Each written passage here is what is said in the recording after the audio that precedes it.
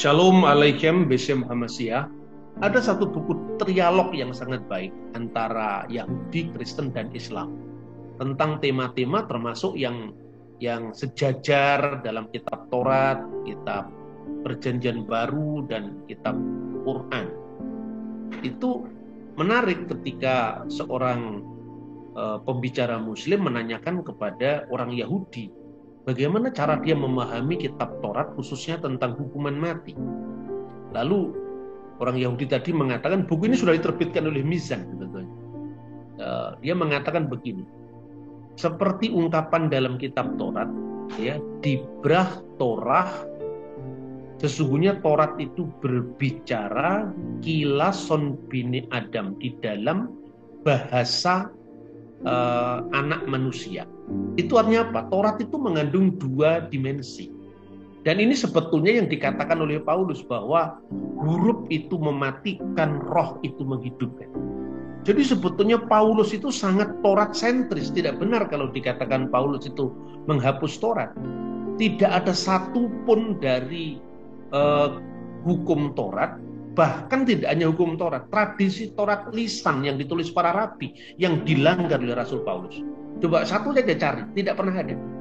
Paulus itu sekedar melakukan apa yang disepakati dalam sidang Yerusalem, dalam konsili Yerusalem, bahwa bagi umat Kristen yang bukan Yahudi, yang asalnya dari Goyim, tidak berlaku hukum Yehudi, tidak berlaku misfot Moshe, tidak berlaku misfot Torah, ya, khususnya yang kemudian di abad ketiga nanti dirumuskan menjadi 613 hukum Taurat yang disebut Taryakh, misfot Moshe, ya, tidak ada satupun yang dilanggar.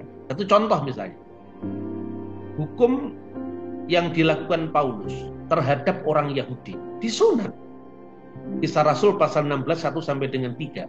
Paulus mau agar dia menyunatkan Timotius karena Timotius itu ibunya Yahudi, dan orang Yahudi itu dilihat dari garis keturunan ibu sekalipun patrilineal.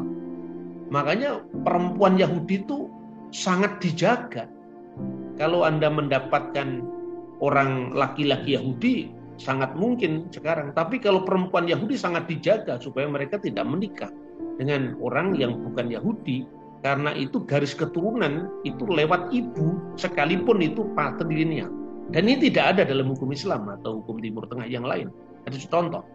Tetapi Paulus melarang menyunatkan Titus. Karena Titus itu bukan Yahudi, dia orang Yunani.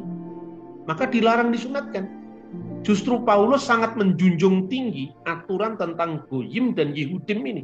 Jadi di mana Paulus melanggar Taurat? Tidak pernah ada pelanggaran terhadap Taurat.